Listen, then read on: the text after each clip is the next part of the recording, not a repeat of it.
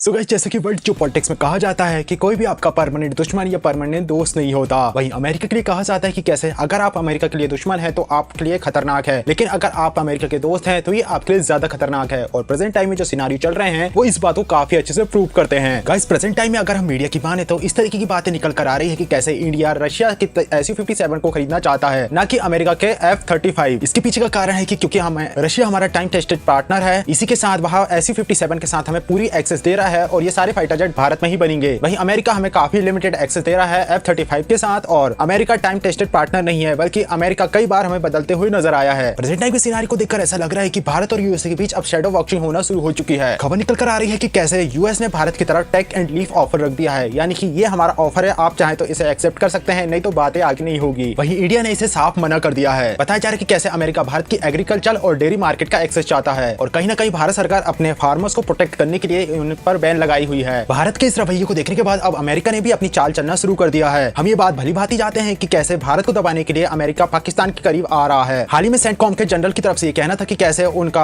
आतंकवाद के खिलाफ लड़ने में पाकिस्तान एक इंपॉर्टेंट पार्टनर है। सोचने की बात है कि इससे बड़ा जोक आखिर हो क्या सकता है। यही नहीं, हाल ही में होने वाली यूएसए मिलिट्री परेड में यूएसए ने पाकिस्तान के आर्मी चीफ आसिफ मुनीर को इन्वाइट किया है। इसी के बाद कई सारी ऐसी खबरें निकल कर भी आ रही है कि जिस तरीके से अमेरिका का रुख है कि कभी भी पार्टी बदल लेता है, तो इससे F-35 खरीदने की जगह पर हम अपने दोस्त रशिया से SU-57 को खरीदें। अमेरिका को भारत की एग्रीकल्चर और डेयरी मार्केट का एक्सेस ना देना, इसके पीछे के कई सारे कारण हैं। जैसे कि हमने हमारे फार्मर्स की बात तो करी, इसी के साथ एक और रीजन है कि जिस तरीके से वो अपनी गाय को खाना खिलाते हैं, जो एनिमल फीडिंग है, उसमें वो काफी सारे नॉन वेज एलिमेंट का यूज करते हैं। और जैसे कि हमारी गाय जो जिसे हम माता मानते हैं, इस तरीके से निकला हुआ दूध काफी सेंसिटिव टॉपिक है। यही नहीं, इस तरीके से कई तरीके की बीमारी फैलने का भी खतरा होता है। हाल ही में जो कोविड बीमारी फैली, इसमें कहा जा रहा था कि ये बीमारी कैसे चमगादड़ों से इंसान में आई है। इसी तरीके से अगर गाय को मांस या फिर नॉन वेज खिलाया जाता है और फिर अगर उसके दूध का यूज किया जाएगा, तो आप समझ सकते हैं कि किस तरीके की दिक्कतों का सामना हमें देखने को मिल सकता है। यही नहीं, दूध का यूज रिलीजियस पर्पस में काफी ज्यादा किया जाता है, भगवान को नहलाया जाता है, उससे भोग बनाए जाते हैं। ऐसे में आप समझ सकते हैं कि ये भारत के लिए कितना इंपॉर्टेंट टॉपिक है। अमेरिका में कई सारे जानवरों को मारकर उनका एज अ प्रोटीन गाय को खिलाया जाता है। अब क्योंकि यहाँ पे भारत अमेरिका की बात नहीं मान रहा है, तो अब अमेरिका ने भारत के ऊपर दबाव बनाना शुरू कर दिया, और इसके लिए जैसा कि हमेशा से पाकिस्तान का यूज किया जाता है, इस बार भी वही हो रहा है। अभी जो यूएस सेंट्रल कमांड है, जिसमें पाकिस्तान, अफगानिस्तान, ईरान और अरबियन कंट्रीज आती हैं, उसके जनरल का हाल ही में बयान निकल कर आता है। ये वो जगह है जहाँ पे अमेरिका ने कई सारी वॉर्स को लड़ा है, अफगानिस्तान, ईरान, इराक। पाकिस्तान को लेकर इनका कहना है कि कैसे काउंटर टेररिज्म के वर्ल्ड में पाकिस्तान एक फिनोमिनल पार्टनर है। वहीं इनका कहना है कि कैसे यूनाइटेड स्टेट को भारत और पाकिस्तान दोनों से रिश्ते रखने होंगे। इनका कहना है कि कैसे पाकिस्तान ने मोहम्मद शरीफुल्लाह, जिन्हें जाफर के नाम से भी जाना जाता है, उसे अमेरिका को सौंप दिया। ये पर्सन ISI खोरासान के आतंकवादी होते हैं, जिन्होंने अफगानिस्तान में काफी सारे बॉम्ब ब्लास्ट में इनका नाम था। ये वो उस समय की बात है जब अमेरिका अफगानिस्तान से भाग रहा था, जब काबुल एयरपोर्ट में एविगेट बॉम्बिंग हुई थी। उसी इंसिडेंट पर इनका भी नाम आता है। हालांकि यहाँ पे कोई भी सवाल नहीं कर रहा है कि आखिर इतना बड़ा आतंकवादी पाकिस्तान में क्या कर रहा था। यहाँ पे तो बस यही बातें की जा रही है कि कैसे पाकिस्तान ने इसे यूएसए को सौंप दिया। बताया जा रहा है कि कैसे पाकिस्तान के जो फील्ड मार्शल है आसिफ मुनीर, वो हाल ही में होने वाली परेड चूंकि वाशिंगटन DC में होगी, उसमें जाएंगे। यहाँ पे इनके अमेरिका के काफी सारे हायर ऑफिसर से मुलाकात होगी। अब यहाँ पे हम अमेरिका की स्ट्रेटेजी को समझ सकते हैं। भले ही भारत और अमेरिका के बीच काफी अच्छी दोस्ती हो, लेकिन हम इस चीज को कभी भी इग्नोर नहीं कर सकते कि पाकिस्तान की अमेरिका से कैसे गहरे रिश्ते हैं। अब इस इंसिडेंट के बाद कई सारी खबरें निकल कर आ रही है, जहाँ पे बताया जा रहा है कि कैसे अब भारत अमेरिका से F-35 को नहीं खरीदेगा, और काफी सारी पॉजिटिव वाइब आ रही है कि कैसे SU-57 को खरीदा जाएगा। यही नहीं, ये खबरें भी निकल कर आ रही है कि कैसे भारत सरकार रशिया के साथ कोलैबोरेट करेगी कि कैसे SU-57 को भारत में बनाया जाएगा। यही नहीं, हमारे एमका प्रोग्राम में जिस फाइटर जेट को हम बनाने जा रहे हैं, उसके इंजन को लेकर सैफ्रॉन और रोल्स रॉयल्स दोनों से बातें हो रही है, जहाँ पे बताया जा रहा है कि ये दोनों कंपनीज 100% जो इंजन की ट्रांसफर ऑफ टेक्नोलॉजी है वो भारत को प्रोवाइड करेंगी। यानी कि यहाँ पे बातें की जा रही थी कि कैसे अमेरिका का जनरल इलेक्ट्रिकल यानी कि GE भारत के एमका प्रोग्राम में यूज होने वाले फाइटर जेट का इंजन बनाएगी, तो अब इसे सैफ्रॉन और रोल्स रॉयल्स के